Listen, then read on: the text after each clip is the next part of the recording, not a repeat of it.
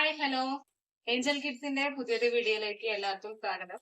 ആദ്യം തന്നെ നമ്മുടെ ഫസ്റ്റ് വീഡിയോ സപ്പോർട്ട് ചെയ്ത് തന്ന എല്ലാവർക്കും നന്ദി പറയാണ്. ഇന്നത്തെ നമ്മുടെ ടോപ്പിക് എന്ന് വെച്ചാൽ ആയുസിനെ കുറിച്ചിട്ടുള്ള കൂടുതൽ ഡീറ്റെയിൽസ് ആണ്. നമ്മളിപ്പോ നാട്ടിന്റെ ആയുസിലേക്ക് വരികയാണെങ്കിൽ ശ്രദ്ധിക്കേണ്ട കാര്യങ്ങൾ എന്തൊക്കെയാ, അതിനെ കുറിച്ചുള്ള ഒരു ചെറിയ ബ്രീഫ് ആയിട്ടുള്ള ഒരു വീഡിയോ ആണ് ഇന്ന് ഇടാൻ പോകുന്നത്. അപ്പൊ അതുകൊണ്ട് തന്നെ എല്ലാവരും മാക്സിമം വീഡിയോ സ്കിപ്പ് ചെയ്യാതെ കാണാൻ ശ്രമിക്കണം. ഇനി നമ്മൾ ആയുഷിലേക്ക് വരുമ്പോ ഇവിടെ സാറ്റർഡേയും സൺഡേസും പിന്നെ കേന്ദ്ര സർക്കാരിന്റെ എല്ലാ അവധികളും ഇവിടെ ബാധകമാണ്. അതുകൊണ്ട് തന്നെ നമ്മൾ അതല്ലാതെ ഏതെങ്കിലും ദിവസം സെലക്ട് ചെയ്തിട്ട് വേണം വരാൻ. ഒരു ദിവസത്തെ ഫുള്ള് പ്രൊസീജിയർ ഉണ്ടാവും. കാരണം നമ്മൾ രാവിലെ വന്ന് കുറച്ചു നേരം കാണിച്ചിട്ട് പോവാം എന്ന് വിചാരിച്ച് വരരുത്. കാരണം രാവിലെ നിങ്ങൾ വരുമ്പോ കുട്ടീനെ നമ്മളിപ്പോ കുട്ടികളെ കേസ് ഞങ്ങൾക്ക് അങ്ങനെ എക്സ്പീരിയൻസ് ഉള്ളതുകൊണ്ട് പറയുമ്പോൾ കുട്ടീനെ ആയി പോകുന്നതാണ്. അപ്പൊ നിങ്ങളുടെ പേഷ്യൻസിനെ കൊണ്ടുവരുമ്പോ അവരുടെ പ്രീവിയസ് ആയിട്ടുള്ള എല്ലാ ഹിസ്റ്ററീസും പിന്നെ പാരന്റിന്റെ, അതായത് കുട്ടികളാകുമ്പോൾ പാരന്റിന്റെ ഏതെങ്കിലും ഒരാളുടെ ഐഡന്റിറ്റി, ആധാറോ ഐഡന്റിറ്റിയോ അങ്ങനെ എന്തെങ്കിലും ഒരു പ്രൂഫും കൂടി കൈ കരുതണം. അങ്ങനെ നമ്മൾ ഫസ്റ്റ് രജിസ്റ്റർ ചെയ്യും. 50 രൂപ അടച്ചിട്ട് നമ്മൾ രജിസ്റ്റർ ചെയ്താല് പിന്നെ നമ്മൾ ഫസ്റ്റ് നമ്മുടെ ഈ ഹിസ്റ്ററി ഒക്കെ അവര് റെക്കോർഡ് ചെയ്യാൻ വേണ്ടിയിട്ട് റൂമിലേക്ക് വിടും. പിന്നെ അവിടുന്ന് ഹിസ്റ്ററി ഒക്കെ റെക്കോർഡ് ചെയ്ത് ഒരു കുട്ടിക്ക് ഈ കുട്ടിക്ക് ഏതൊക്കെ ഡിപ്പാർട്ട്മെന്റിലേക്ക് വേണമെന്ന് വെച്ചാൽ അവരെ സെപ്പറേറ്റ് ആയിട്ട് വിടുകയും അവിടുന്ന് കൺസൾട്ടേഷൻ കഴിഞ്ഞ് അവസാനം അവർ ഇന്ന തെറാപ്പി ചെയ്യണം, ഇത്ര കാലം ഈ കുട്ടിക്ക് തെറാപ്പി ചെയ്യണം എന്നുള്ള ഒരു ഐഡിയ നമുക്ക് തന്നിട്ട് പിന്നെ നമ്മൾ ഓരോ തെറാപ്പിക്കുള്ള ഡേറ്റ് എടുക്കും. അപ്പൊ ഡേറ്റ് നമ്മൾ എടുക്കാൻ പോയാലും ഇംഗ്ലീഷിലായിരിക്കും ഉണ്ടാവുക. അപ്പൊ 1-2 മാസത്തെ ഗ്യാപ്പിലായിരിക്കും നമുക്ക് തെറാപ്പിന്റെ ഡേറ്റ് കിട്ടുക. അപ്പൊ നമ്മൾ തിരിച്ചു പോയിട്ട് ആ ഡേറ്റിന് കണക്കായിട്ട് വന്നാൽ മതി. ഇനി ആയുഷിന്റെ കോമ്പൗണ്ടിനകത്ത് തന്നെ നമുക്ക് ഡെയിലി വേജിനുള്ള റൂംസ് അവൈലബിൾ ആണ്. പക്ഷെ നമുക്ക് കിട്ടുന്ന ഡേറ്റിന് നമ്മൾ തെറാപ്പി തുടങ്ങണമെങ്കിൽ ആ സമയത്ത് അവിടെ വെയിറ്റിംഗ് ഉണ്ടാവണമെന്നില്ല, മിക്കവാറും ഉണ്ടാവില്ല, അവിടെ കിട്ടാൻ ഭയങ്കര ബുദ്ധിമുട്ടാണ്.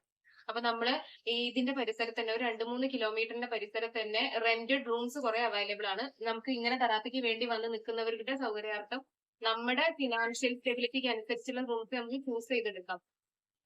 എന്നിട്ട് സെറ്റിലായിട്ട് നമ്മൾ തെറാപ്പിക്ക് വേണ്ടി വരണം. അല്ലാതെ ഇവിടെ ആയുഷിലായിട്ട് ഒരു അഡ്മിറ്റ് ഇല്ല, അതൊരു ഹോസ്പിറ്റൽ അല്ല, ഒരു റിസർച്ച് ഇൻസ്റ്റിറ്റ്യൂട്ട് ആണല്ലോ.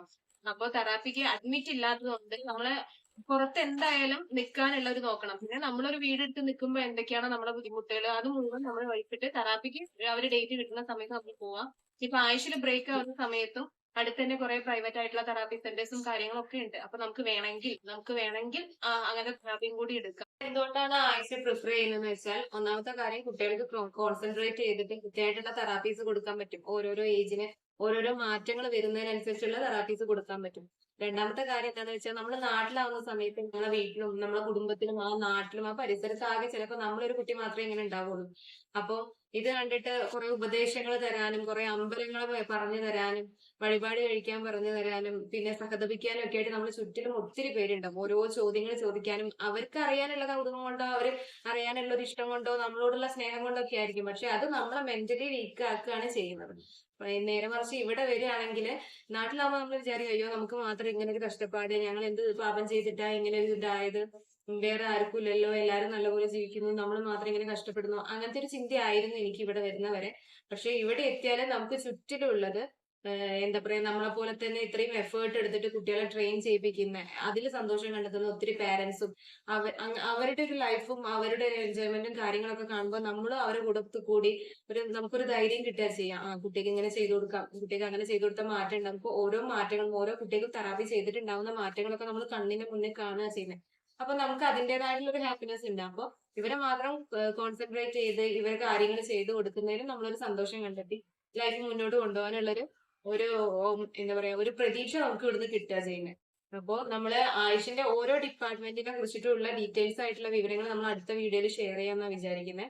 അപ്പോൾ നിങ്ങൾക്ക് ഈ വീഡിയോ ഹെൽപ്ഫുൾ ആവുകയാണെന്ന് തോന്നുകയാണെങ്കിൽ നിങ്ങളൊന്ന് സബ്സ്ക്രൈബ് ചെയ്യാം, ബാക്കിയുള്ളവർക്ക് വേണ്ടി ഷെയർ ചെയ്യാം, പിന്നെ കമന്റ് ഇടാം.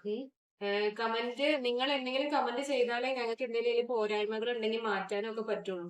അപ്പോ എന്തെങ്കിലും ഒരു കമന്റ് നിങ്ങൾ ചെയ്യാം. പിന്നെ ഒരാൾ ചോദിച്ചിട്ടുണ്ടായിരുന്നു, കമന്റിൽ ചോദിച്ചിട്ടുണ്ടായിരുന്നു ആയുഷിന്റെ ഫോട്ടോസും വീഡിയോസും ഒക്കെ ഒന്ന് ഷെയർ ചെയ്യുന്നു. അതിനുള്ള പെർമിഷൻ നമുക്കില്ല.